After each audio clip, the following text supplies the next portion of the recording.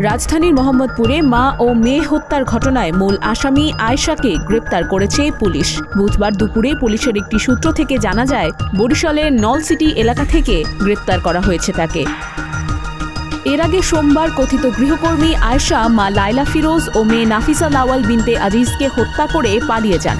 সকাল 7:51 তিনি বোরকা পরে লিফটে উঠে 7 তলায় যান। পরে সকাল 9:35 মুখে মাস্ক লাগিয়ে কাঁধে একটি স্কুল ব্যাগ ও স্কুল ড্রেস পরে বেরিয়ে যান। নিহত নাফিসা মোহাম্মদপুর প্রিপারেটরি স্কুলের 9ম শ্রেণীর শিক্ষার্থী ছিল।